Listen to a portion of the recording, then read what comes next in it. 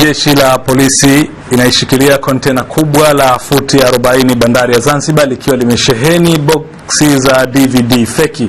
Kontena hilo lenye namba PCIU 888100 ina maboksi ya DVD 1977 aina Samsung zisizo na viwango stahiki. Dennis Bilal ana taarifa zaidi. Akizungumza na waandishi wa habari, naibu mkurugenzi wa makosa ya jinai Zanzibar, Kamanda Salum Msangi, amesema taarifa za upelelezi zimegundua kuwa mzigo huo umeingizwa na mfanyabiashara mzalendo aliyepo Zanzibar bila ya kutaja jina lake, ukitokea nchini China na meli ya mizigo ya MV Kota Hamut.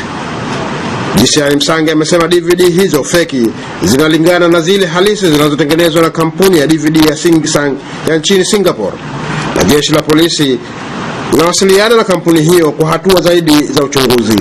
Sheria za Zanzibar za jinai hairuhusiwi kupotea mali ya mtu kwenda kutengeneza bidhaa kama hizo. Kwa hiyo tumekamata zile nambari kuzihesabu, tulikuta kwamba kuna boksi 1097.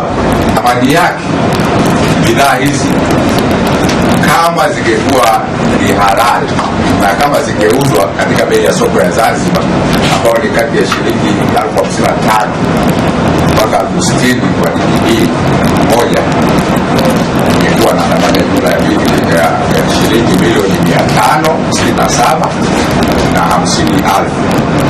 Sasa hivi tunaendelea kuwasiliana na wamiliki wa kampuni ya kufanya hivyo kule Singapore na wataalamu wa viwango na pia na kosa kimataifa kuwaita ili kuona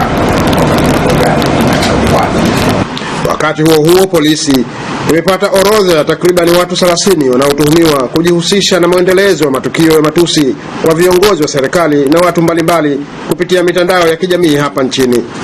Msangi amesema miongoni mwa watu hao polisi inamshikilia mtu mmoja kwa mahojiano na uchunguzi zaidi anayetuhumiwa kutoa lugha ya matusi kwa rais wa Zanzibar kupitia mitandaoni, na uchunguzi wa kitaalamu unaendelea ili hatua za kisheria zichukuliwe dhidi yake. Tunapata mtu mmoja ambapo alikuwa ni mmoja wa kuelewa hizo na taratibu za sayansi za uchunguzi wa sayansi zinafanyika. Baada ya kukamatwa, alichukuliwa sauti yake.